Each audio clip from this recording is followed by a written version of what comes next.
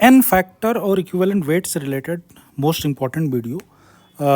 This contain equivalent weight part covered in the mole concept as well as in electrochemistry and redox reaction. तो बच्चों ये तीनों topic को cover करता है. One of the most important. अगर आपको n factor and equivalent weight calculate करना आता है तो इसके आगे लॉ ऑफ इक्विवेलेंस वगैरह समझना काफ़ी आसान होता है. तो लेट अस स्टार्ट. यहाँ से 2 से 3 क्वेश्चंस एक्सपेक्टेड है नीट एग्जामिनेशन में. इवन ये थोड़ा सा ऐसा पार्ट है जो आप आराम से देखें. तो यहाँ पर अगर बात करें तो आज का जो टॉपिक है n factor and calculation of the equivalent wait. यहाँ पर अगर बच्चों हम बात करें, पहला केस हमने इसको केस वाइज डिवाइड किया है. First case is the n factor in the case of acid. अगर कोई एसिड आपको केमिकल रिएक्शन में गिवन है, how we calculate the n factor. So simple, n factor is the number of H plus replaceable. उस acid में कितने H plus हम replace कर सकते हैं, that is called n factor of that acid. For example HCl dissociate to give H plus and Cl minus. कितना H plus देगा? एक H प्लस देगा. इसलिए बच्चों इसका n फैक्टर कितना होगा? 1 होगा. थोड़ा सा जूम कर रहा हूँ मैं.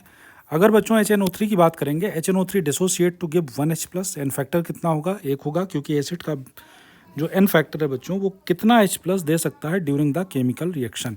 सिमिलरली अगर हमारे पास H2SO4 है, देयर आर 2 पॉसिबिलिटीज़. अगर ये पार्शियल न्यूट्रलाइजेशन में प्रोसेस में जा रहा है, केवल एक H प्लस फॉर्म कर रहा है तो एन फैक्टर 1 होगा. इन द मीन टाइम अगर ये 2 H प्लस दे रहा है तो एन फैक्टर 2 होगा. फॉर एग्जाम्पल हमने आपसे कहा साहब, हमने जो H2SO4 है इसका हमने ट्रीटमेंट बच्चों 2 टाइम्स ऑफ सोडियम हाइड्रोक्साइड से करा दिया. तो इस टाइम पर रिएक्शन क्या होगा आप देखिए. 2 times of sodium hydroxide, 2 times of H2SO4. यहाँ जो कंपाउंड फॉर्म होगा यहाँ पर Na2SO4 बनेगा और साथ में 2 टाइम्स ऑफ H2O बनेगा. अगर देखें बच्चों सोडियम हाइड्रोक्साइड की बात करें तो यहाँ पर 2 टाइम्स ऑफ OH माइनस आएगा, और H2SO4 की बात करें तो यहाँ पर 2 टाइम्स ऑफ H प्लस आएगा. इस केस में H2SO4 का इनफैक्टर कितना होगा? यहाँ पर बच्चों जो इनफैक्टर होगा 2 होगा. रीज़न एकदम क्लियर है, बिकॉज H2SO4 कितने H प्लस दे रहा है? There are 2 H plus which is donated by H2SO4. अगर हम बात करते हैं सेकंड केस में, हमने कहा साहब मेरे पास H2SO4 है, लेकिन इस बार सिर्फ 1 mole sodium hydroxide 1 mole sodium hydroxide के साथ कंबाइन कराया. तो at that time what would be the N factor of the H2SO4. अब आप देखिए बेटा, यहाँ सोडियम हाइड्रोक्साइड डिसोसिएट होगा, सिर्फ 1 मोल ही OH माइनस या हाइड्रोक्सिल आयन फॉर्म होंगे. इट मीन्स इस केस में कंप्लीट न्यूट्रलाइजेशन नहीं होगा. H2SO4 डिसोसिएट होकर एक H प्लस बनाएगा, साथ में HSO4 माइनस बनाएगा. यहाँ पर Na प्लस फॉर्म होगा और एक OH minus and 1 H plus आपस में कंबाइन होकर वाटर मॉलिक्यूल फॉर्म कर देगा. और simultaneously Na plus combines with the HSO4 minus two form NaHSO4 sodium hydrogen sulphate. तो इस रिएक्शन में अगर हम लोग कम बात करें कि साहब H प्लस कितने निकले, तो यहाँ पर एक ही H प्लस निकला है. Now this case the N factor of H2SO4 is 1. ये ध्यान रखेंगे आपको, ठीक है. सिमिलरली अगर हम लोग H3PO4 की बात करें तो H3PO4 देयर आर 4 ऑप्शंस. अगर H3PO4 कंप्लीट न्यूट्रलाइज हो जाएगा, पूरा 3H प्लस देगा. आप ध्यान रखेंगे बच्चों, इस केस में टोटल 3 तरह के एसिड होते हैं. एक तो होता है H3PO4, दूसरा होता है H3PO3 और तीसरा होता है H3PO2. ठीक है, ध्यान रखना मैक्सिमम जो H प्लस ये दे सकता है 3H प्लस, ये दे सकता है मैक्सिमम 2H प्लस, और ये दे सकता है मैक्सिमम 1H प्लस. इस चीज़ का आप ध्यान रखेंगे. बाकी इनऑर्गेनिक में ऑलरेडी कवर्ड है, आप वीडियो आई बटन में है, आप चेक कर लेना. ठीक है, तो H3PO4 अगर कंप्लीट न्यूट्रलाइज होता है 3 टाइम्स ऑफ H प्लस देगा. At that time N factor is the 3. अगर H3PO4 डिसोसिएट होकर केवल 2 H प्लस देगा तो एन फैक्टर इसका 2 होगा. और H3PO4 सिर्फ 1 मोल आप सोडियम हाइड्रोक्साइड के साथ कंबाइन कर रहा है, देन इट फॉर्म NaH2PO4, तो एन फैक्टर 1 होगा. ठीक है बेटा, तो ये हो गया एसिड्स का एन फैक्टर. अब आगे बात करें कि साहब एसिड का इक्विवेलेंट वेट कैसे निकलेगा. बहुत ही सिंपल है. इक्विवेलेंट वेट का फार्मूला क्या होता है बेटा? Molecular weight divided by N factor. जो भी मोलर मास निकलेगा उसको हम एन फैक्टर से डिवाइड करेंगे, इक्विवेलेंट वेट या इक्विवेलेंट मास आ जाएगा. लाइक HCl की बात करें बच्चों, जिसका मोलर मास 36.5 होता है, अगर इक्विवेलेंट वेट कैलकुलेट करना है, molar mass equal to 36.5 divided by N factor जो कि 1 है, आंसर कितना आ जाएगा? 36.5 आ जाएगा. HNO3 की बात करें, which is the molar mass is 63. अगर मुझे इक्विवेलेंट वेट कैलकुलेट करना है, molar mass is 63 divided by N factor 1, इसका कितना आ जाएगा? 63 आ जाएगा. सिमिलरली अगर H2SO4 की बात करते हैं, which contain molar mass 98, equivalent weight calculate करना है, 98 divided by 2 which is the N factor is equal to the 49. This is the equivalent weight. तो ये हो गया बच्चों टोटल जो एक्सप्लेनेशन है. This is all about the N factor and equivalent weight of a acid. किसी भी acid का एन फैक्टर और इक्विवेलेंट वेट कैसे निकालते हैं, ये पूरा एक्सप्लेनेशन है. चलिए आगे बात करते हैं साहब सेकंड पेज पे. सेकंड केस नंबर 2 की बात करते हैं। अब हम लोग बच्चों यहाँ पर डिसाइड करने वाले हैं, कैलकुलेट करने वाले हैं कि साहब OH माइनस या किसी बेस का जो एन फैक्टर है और इक्विवेलेंट रेट कैसे निकलेगा। बिल्कुल अगर एसिड का क्लियर है तो बेस का आपके लिए समझना काफ़ी आसान हो जाएगा। रीज़न ये है कि बेस के केस में बिल्कुल सिमिलर डिफिनेशन है बच्चों की, एन फैक्टर इसका कितना होगा, number of replaceable OH minus. कितने OH माइनस बेटा यहाँ पर रिप्लेस हो सकते हैं। जैसे सोडियम हाइड्रोक्साइड है, during the chemical reaction dissociate to give 1 mole of the OH minus and factor is the 1। Magnesium hydroxide की बात करेंगे, डिसोसिएट होकर 2 OH देगा, 2 times of OH minus and factor 2 होगा। सिमिलरली AlOH होल थ्राइस की बात करेंगे, डिसोसिएट होकर 3 OH माइनस देगा एंड फैक्टर 3 होगा। Similarly equivalent weight is equal to the molar mass whatever it is divided by N factor. तो इस तरह से हम लोग बेस का एन फैक्टर कैलकुलेट कर सकते हैं। आपको ध्यान रखना है बेटा, MgOH होल ट्वाइस का एन फैक्टर 1 भी हो सकता है, 2 भी हो सकता है, depend upon the extent of neutralisation. Complete neutralisation हुआ तो एन फैक्टर 2 होगा, पार्शियल न्यूट्रलाइजेशन हुआ तो एन फैक्टर 1 होगा। Similarly in the case of AlOH whole twice same case है, इसका एन फैक्टर 1 भी हो सकता है जब एक OH निकलेगा, 2 हो जाएगा जब 2 OH निकलेंगे, और 3 होगा जब टोटल 3 OH यहाँ पर निकलेंगे। तो ये N factor and equivalent weight किसका हो गया, बेस का हो गया। चलिए आगे हम लोग बात करते हैं बेटा सॉल्ट का। सॉल्ट के केस में जो एन फैक्टर और इक्विवेलेंट वेट निकालने का फार्मूला है, यहाँ पर N factor is the total cationic and anionic charge. जैसे यहाँ पर अगर बेटा देखें NaCl, तो अपने को पता है NaCl जब डिसोसिएट होता है बच्चों तो ये फॉर्म करता है Na plus and Cl minus, ठीक है, ये फॉर्म करेगा Na plus and Cl minus. अब अगर मैं आपसे ये बोल रहा हूँ बच्चों कि बताइए यहाँ पर टोटल कैटायनिक चार्ज कितना है, तो आप बोलोगे सर प्लस चार्ज तो 1 यूनिट का है, यहाँ पर प्लस चार्ज 1 यूनिट का है। या अगर मैं पूछ रहा हूँ बेटा माइनस चार्ज कितने यूनिट का है, तो आप बोलोगे सर माइनस चार्ज भी 1 यूनिट का ही है, उससे ज़्यादा नहीं है। तो यहाँ पर इसका जो एन फैक्टर हो जाएगा वो 1 हो जाएगा, क्योंकि एन फैक्टर का फार्मूला क्या है बेटा, टोटल कैटायनिक या टोटल एनायनिक चार्ज, उसके ऊपर टोटल कितना कैटायनिक या कितना एनायनिक चार्ज है। तो यहाँ पर जब इसका हम एन फैक्टर कैलकुलेट करेंगे तो N factor is equal to यहाँ पर 1 आ जाएगा। सिमिलरली अगर हम बेटा MgCl2 की बात कर रहे हैं तो MgCl2 में भी सेम केस है कि मैंने साहब कहा इसको डिसोसिएट करिए, डिसोसिएट करके आप देखिए बेटा Mg प्लस प्लस फॉर्म होगा, plus 2 times of Cl minus form होगा। अगर मैं आपसे पूछ रहा हूँ टोटल प्लस चार्ज बताइए, तो आप बोलोगे सर 2 टाइम्स ऑफ 2 यूनिट का पॉजिटिव चार्ज है यहाँ पर। या अगर मैं पूछ रहा हूँ बेटा माइनस चार्ज कितना है, 1 क्लोरीन पर -1 है, लेकिन 2 क्लोरीन पर 2 क्लोरीन पर -2 हो जाएगा, यानी 2 टाइम्स ऑफ माइनस आ जाएगा। अब आगे बात आती है बच्चों इसका एन फैक्टर कितना होगा, बहुत ही सिंपल है, टोटल कैटायनिक या anionic charge that is equal to the 2। Similarly अगर बेटा इक्विवेलेंट वेट की बात करें तो यहाँ पर एन फैक्टर्स डिवाइड कर देंगे, यानी MgCl2 अगर इक्विवेलेंट वेट देखना है तो यहाँ अपने को क्या करना है, equivalent weight of MgCl2 is equal to the, यहाँ पर आ जाएगा molar mass divided by 2 and this is the answer. Similarly last case बच्चों यहाँ AlCl3 का अगर इसको डिसोसिएट कराएंगे, Al plus plus plus 3 times of Cl minus form करेगा। अगर मैं ये बोल रहा हूँ बेटा टोटल कैटायनिक एनायनिक चार्ज कितना है, तो आप बोलोगे सर इसके पास तो टोटल 3 यूनिट का चार्ज है, तो इसका एन फैक्टर कितना आ जाएगा बच्चों, 3 आ जाएगा।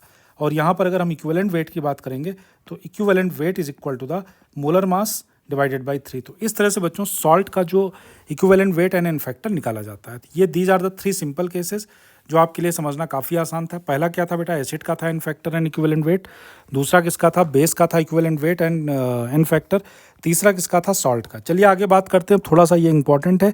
जो फोर्थ केस है ये थोड़ा सा ज़्यादा इंपॉर्टेंट है, इस पर आप पूरा फोकस करके लेक्चर को ध्यान से सुनेंगे। देखिए यहाँ पर बच्चों जब हम लोग n factor during redox process की बात करते हैं तो पहली बात तो समझना है बच्चों what are the redox reaction, जिसमें एक ऑक्सीडाइज होता है दूसरा रिड्यूस होता है, this called redox process. Redox process की अगर हम लोग बात करते हैं तो पहला केस हमने लिया है n factor during redox process, case number 4 है। जैसे KMnO4 की बात करते हैं बच्चों, Mn की यहाँ पर ऑक्सीडेशन स्टेट +7 है, आप चाहे निकाल सकते हैं। और एसिडिक मीडियम यहाँ HCl क्या इंडिकेट कर रहा है, एसिडिक मीडियम इंडिकेट कर रहा है। जैसे HCl लेंगे तो यहाँ पर MnCl2 बन जाएगा, H2SO4 लेंगे तो यहाँ पर बेटा MnSO4 बन जाता है, बनता है फाइनली Mn+2। अब अगर इस प्रोसेस में अगर मुझे एन फैक्टर निकालना है तो चेंज इन ऑक्सीडेशन स्टेट 7 और 2 का डिफरेंस कितना आ जाएगा, 5 आ जाएगा। एन फैक्टर यहाँ पर बेटा 5 हो गया।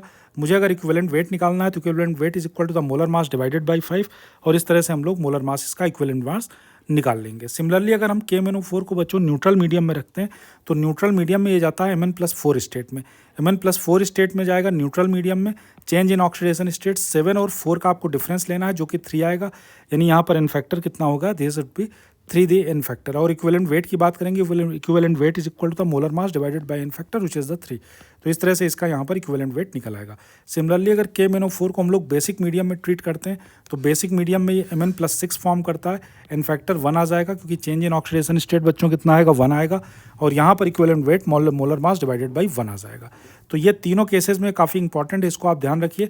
एसिडिक मीडियम में जो इसका इक्विवेलेंट वेट है M divided by 5, neutral medium में या स्लाइटली बेसिक मीडियम में इसका जो एन फैक्टर या इक्विवेलेंट वेट होगा M डिवाइडेड बाई 3, और बेसिक मीडियम में इसका जो इक्विवेलेंट वेट होगा ये आ जाएगा M डिवाइडेड बाई 1।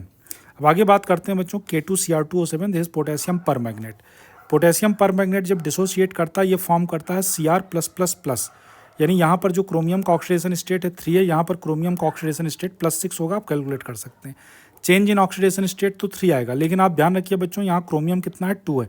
तो जो चेंज इन ऑक्सीडेशन स्टेट है 3, उसको हम क्या करेंगे, 2 से मल्टीप्लाई करेंगे, यहाँ एन फैक्टर 6 आ जाएगा, यानी कि इक्विवेलेंट वेट कितना निकलेगा, यहाँ पर बच्चों 6 इक्विवेलेंट वेट निकल आएगा।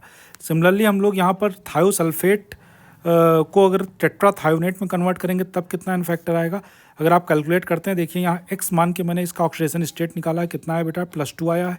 यहाँ पर भी x मान के इसका ऑक्सीडेशन स्टेट निकालेंगे 2.5 आ जाएगा। यहाँ पर ऑक्सीडेशन स्टेट कितना है बेटा, 2.5, यहाँ कितना है, 2 है, डिफरेंस कितने का आ गया, 0.5 का, लेकिन यहाँ पर सल्फर कितना है, 2 है, इसलिए 0.5 को हमने 2 से मल्टीप्लाई कर दिया, 0.5 मल्टीप्लाइड बाई 2। हमने 0.5 क्यों लिया बेटा, 0.5 हाँ इसलिए लिया क्योंकि यहाँ का 2.5 और यहाँ का 2 दोनों का डिफरेंस कितना है, डिफरेंस बच्चों 0.5 आ जाएगा, लेकिन हमने फिर 2 से मल्टीप्लाई क्यों किया, क्योंकि सल्फर यहाँ पर 2 है, तो इस सल्फर की वजह से हमने 2 से मल्टीप्लाई किया, आंसर कितना 1 आ गया। इसका मतलब बच्चों यहाँ पर जो एन फैक्टर आ जाएगा ये 1 आ जाएगा, और इक्विवेलेंट वेट कितना आ जाएगा, मोलर मास डिवाइडेड बाई 2 आ जाएगा। ये सोडियम थायोसल्फेट या थायोसल्फेट आयन जब टेट्राथायोनेट आयन में कन्वर्ट होता है तो एन फैक्टर इस तरह से इसका कैलकुलेट किया जाता है। चलिए, तो हमने बच्चों अब देख लिया कि रेडॉक्स प्रोसेस में हम लोग एन फैक्टर कैसे निकालते हैं, ये हो गया केस नंबर 4। आगे हम बात करते हैं बेटा केस नंबर 5 की बात करते हैं। केस नंबर 5 कॉम्प्लेक्स केसेस में हम लोग एन फैक्टर कैसे निकालेंगे, ये फर्दर 3 पार्ट में डिवाइडेड है।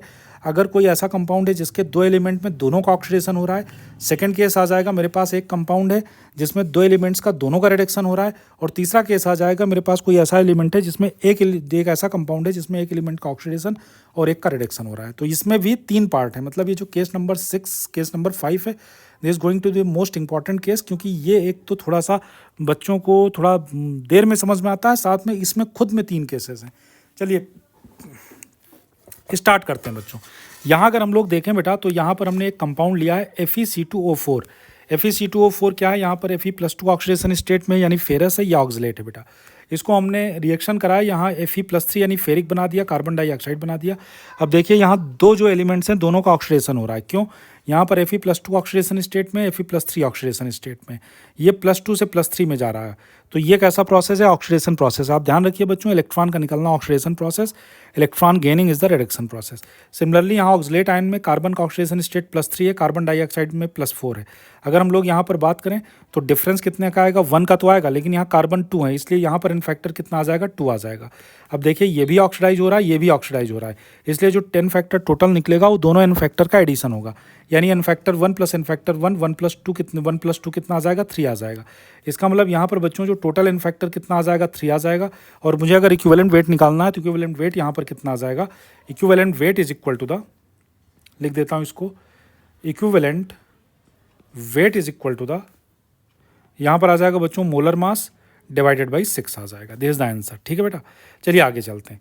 इसी तरह से अब बात करते हैं बच्चों केस नंबर 2 की बात करते हैं। केस नंबर 2 में मतलब 5th का सेकंड पार्ट की बात करते हैं। यहाँ पर पहले का रिडक्शन हो रहा है, मतलब एक कंपाउंड है उसमें 2 जो एलिमेंट्स हैं दोनों का रिडक्शन हो रहा है, रिडक्शन एंड रिडक्शन। जैसे हमारे पास बच्चों यहाँ FeNO3 का होल थ्राइस है, ये Fe+2 में कन्वर्ट हो रहा है, NO में कन्वर्ट हो रहा है। अगर ऑक्सीडेशन स्टेट की बात करेंगे, Fe का ऑक्सीडेशन स्टेट +3 है, NO का ऑक्सीडेशन स्टेट +5 है। यहाँ पर Fe+2 में है, NO +2 में है। अब अगर देखते हैं तो ये +3 में किस में जा रहा है, +2 में जा रहा है। डिफरेंस कितने का है, 1 का है।